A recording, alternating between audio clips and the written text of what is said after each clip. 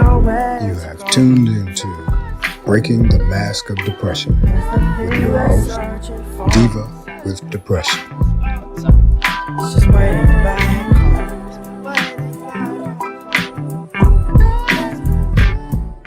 One of the most neglected groups of mental illness sufferers are the seasoned citizens of America.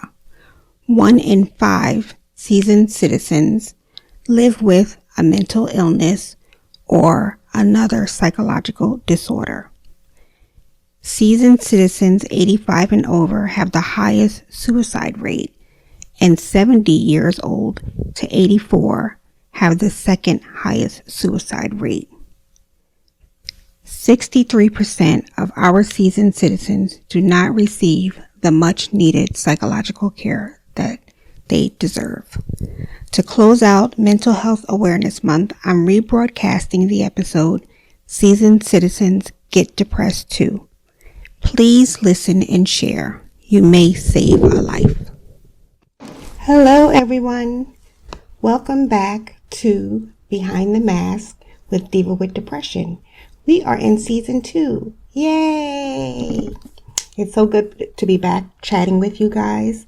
Today we're going to talk about depression and the seasoned citizens. Now that's my term. I call the elders seasoned citizens, but we're going to discuss depression in senior citizens. So I have a Google fact before I start. Senior citizens' age varies. It could be retirement age for some, and it could be 60 to 65 for others. So it just depends on how you look at it. I know people that are 80 and they don't consider themselves seasoned citizens. So I guess it's a mindset, but 60 to 65 is usually the general range that we're talking about. And I say seasoned citizens with love because they are well seasoned in the meal of life. I, for one, love chatting with my elders. You learn so much, and there's so much history there. And I loved sitting with my grandparents and just listening to their stories. And I guess that's why now, every chance I get, I love to sit with my elders and just, I'm in awe of their stories. So what made me start getting interested in depression in seasoned citizens is a couple of things. One time I was volunteering at an event and manning the table, and an older woman came over and she was just taking everything, all sorts of information. And she says to me, "Don't pay attention to me. I'm just grabbing all of this stuff because we don't think about the fact that we get depression when we get older. So I'm taking all of this stuff back to my senior citizen center." And I thought it was wonderful, but she's right. Older people don't really discuss depression. I think that there's also, generational attitude, shame. Let's just keep it to ourselves. Some don't recognize what depression is, especially in certain situations. If you're in a nursing home or if you're in a retirement community, sometimes you just don't recognize it. And then the pandemic hit, and I would go out and take my mother shopping, and I just noticed how sad the older people looked when they were in the stores. And not just sad, but scared, because number one, nobody knows what's going on during the pandemic. And number two, their outings, just like mine, when I'm having a bad day, going to Starbucks is my therapy. And so during the pandemic, whereas they would usually get up and go out and, go to their doctor's appointments or go to the library, go for coffee, go for breakfast with their friends. Now in the pandemic, they were not able to do that. And a huge percentage of them were home alone.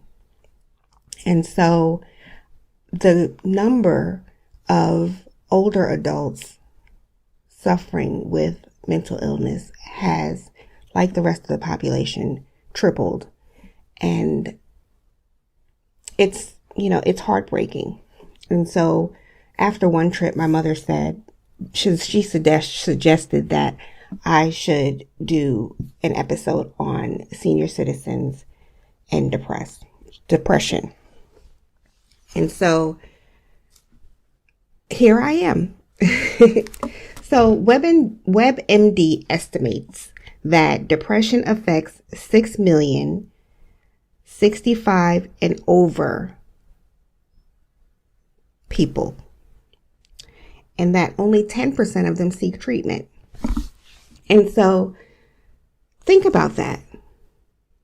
34 million Americans age 65 and older suffer from some form of depression. You see the difference? My first fact was from years ago, so it was 6 million. And today we're talking about 34 million. The increase is outrageous.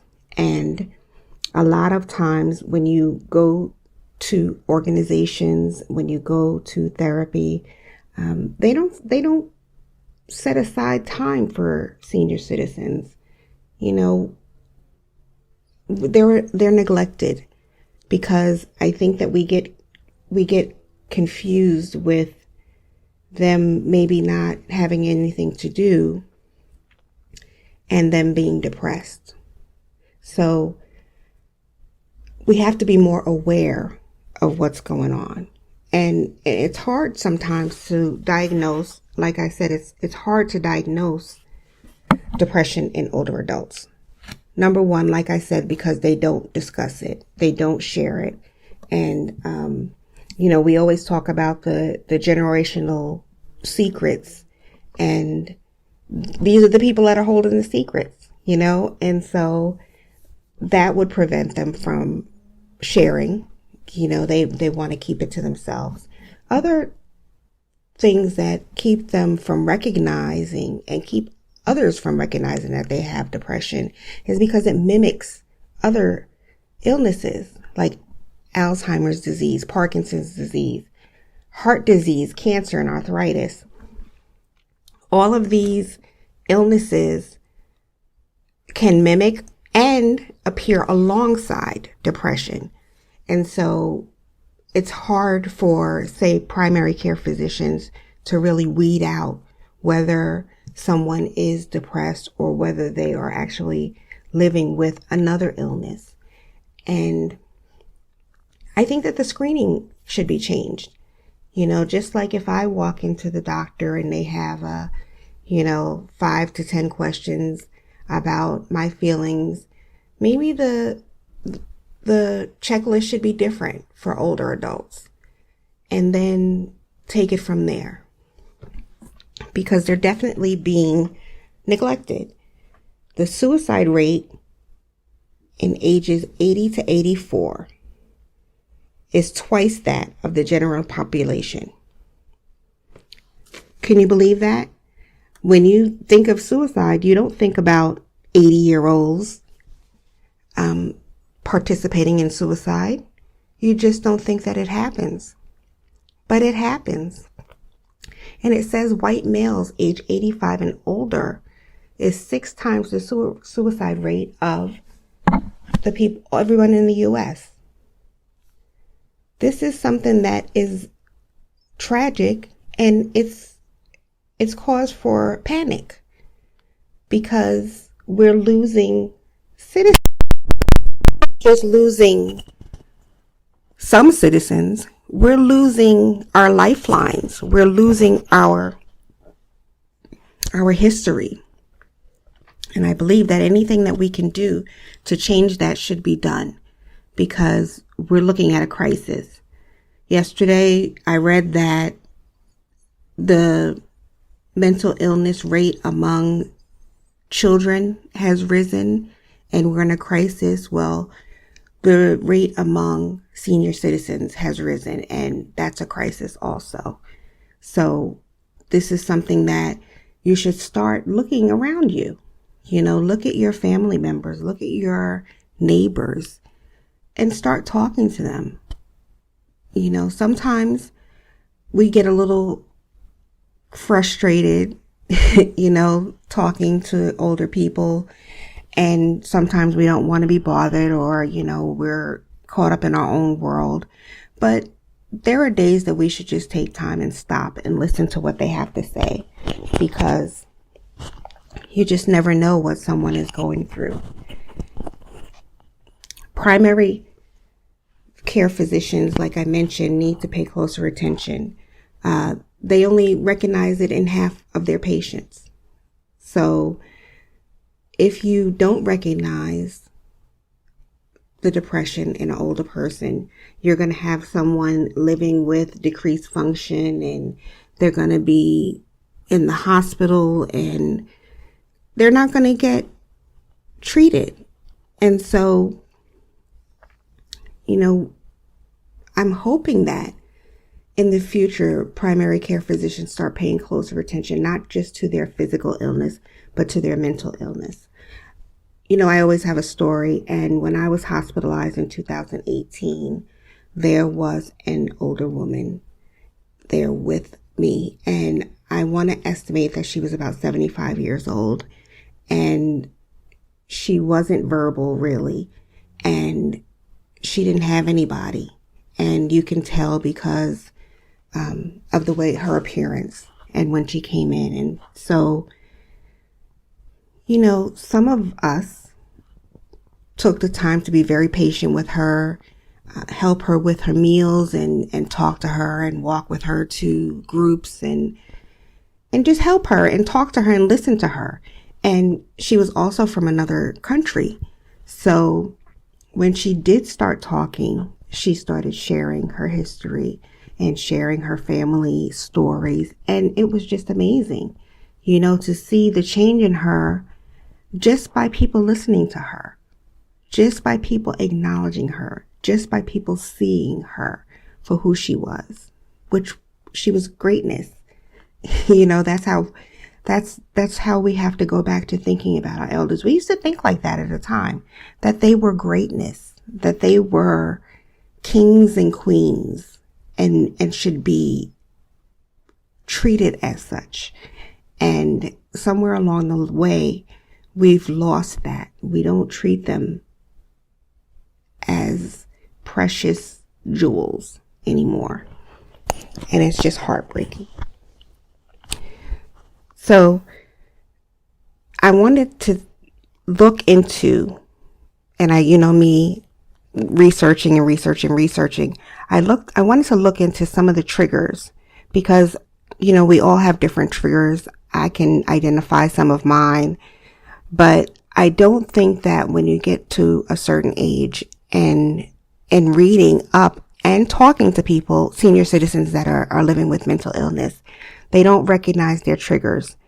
And so I want to share a few with you, because maybe you know somebody around you that needs to learn how to recognize these triggers.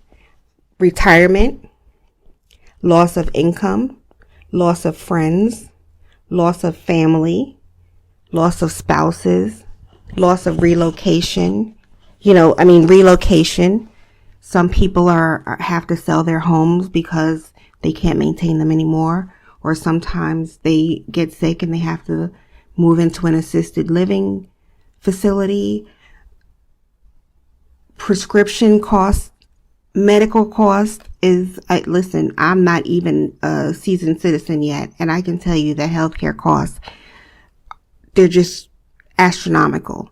And so you think about these older patients have 50% higher healthcare costs than non-depressed older patients. And they're already on a fixed income. Can you imagine how that might trigger depression? Retirement. You're used to getting up every single day. You're used to going to work every day, socializing. And now you're at home all day. You know, when you talk to older couples, and, you know, one of them retires and and then they're both home at the same time, they're driving each other nuts. And that's because they're used to being away from each other for a certain amount of time every day. They're used to being independent and going out. And so that changes. And if they don't have any hobbies, if they don't have any things to do around the house, something that they enjoy participating in, that will result in depression because they're just not using their mind. They're not using their body. Loss of family members, loss of spouses, loss of friends. I mean, I'm experiencing it, and I'm in my 50s, that as you get older, the possibility that you can lose a friend at this age, or, our parents, grandparents, if you're still blessed to have them in your 50s, it's heartbreaking, it's heartbreaking, and it's hard, So imagine being 60 and 65 and 70, and every day you're losing a friend, and that could be a trigger. So that's something to pay attention to also. So we have to do better, people. We have to do better. We have to start treating our jewels like jewels. We have to start listening to what they're saying and listening to what they're not saying. They think that it's normal to feel down as they get older. Well, it is normal for all of us to feel down every now and then. But depression is more than feeling down. Depression is soul crushing. Depression is debilitating. And if it doesn't get treated, then it can just spiral into something else. And when you are home every single day and you're not using your mind and you're not using your limbs and you are depressed, that just turns into a spiral all around. And so we have to get our grannies, grandpas, moms, and dads and friends, we have to get them out more. We have to talk to them more.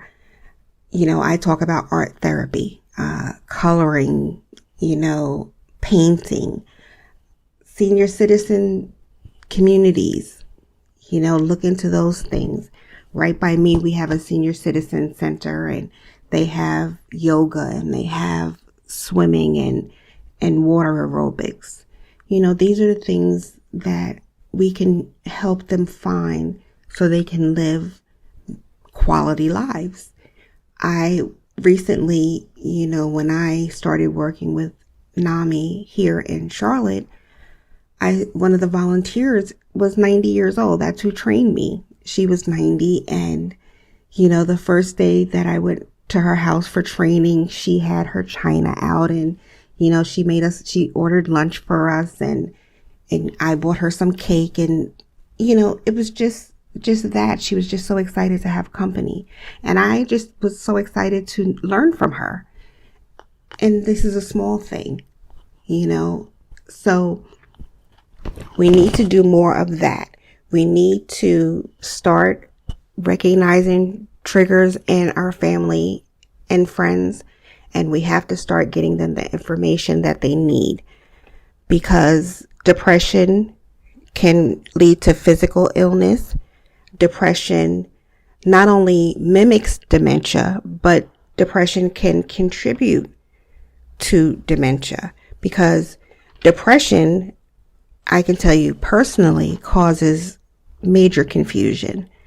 And, you start to lose, especially if you're not out every day, if you're not engaging every day, you start to lose track of time.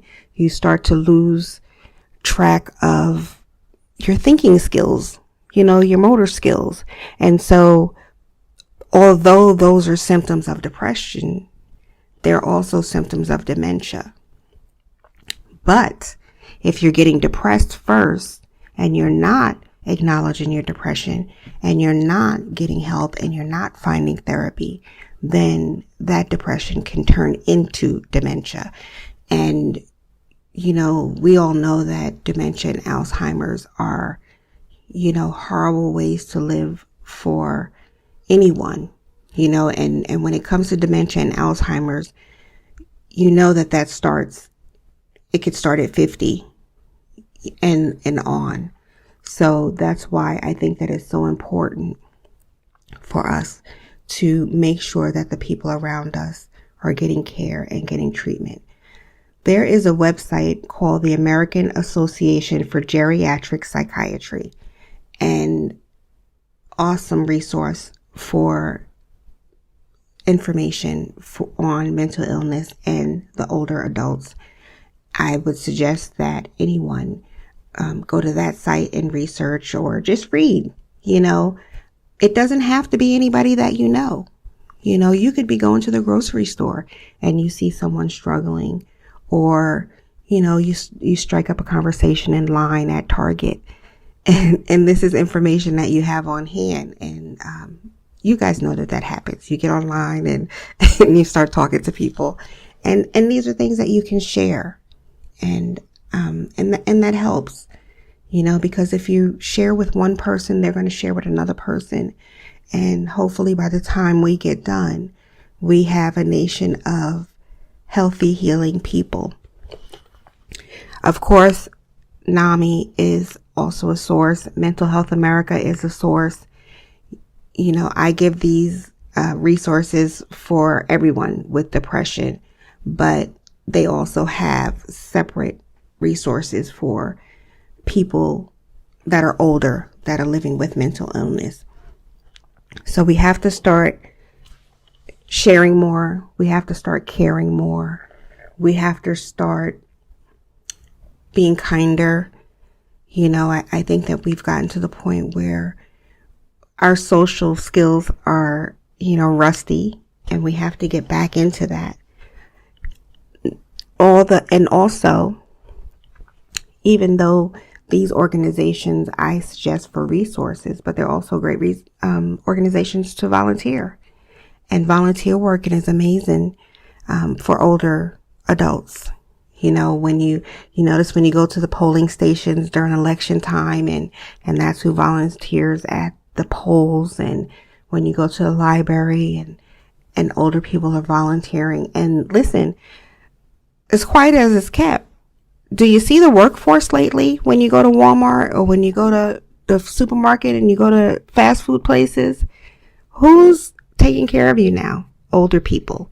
And part of it is that they probably got bored at home, and part of it could be because of the financial strain as you get older.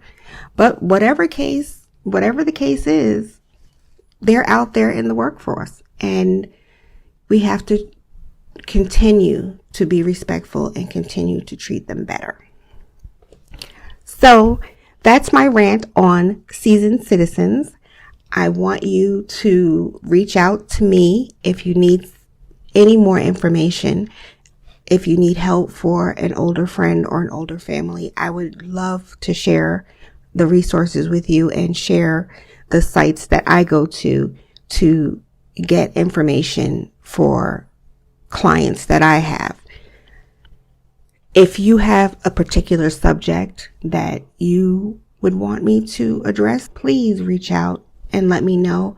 I am always looking for suggestions because, listen, I don't hide the fact that my mental illness has completely eaten my brain away. I am a scatterbrain. And so I may have a list of subjects, but I don't always have a list of subjects that you are interested in listening to. So always reach out with your suggestions and your feedback. I love it. I want to thank everyone that has been supporting me. I want to thank everyone who has sent comments and emails and just given me love since I started the podcast. I hope that if anything, it changes at least one person. So thank you for listening to Behind the Mask with Diva with Depression. As always, I'd like to thank Illumination Technology for being my tech guru. Follow them on Instagram and Facebook, and they can help you with your technology needs. We are available on Podbean, iHeartRadio, Spotify, and iTunes. Soon we will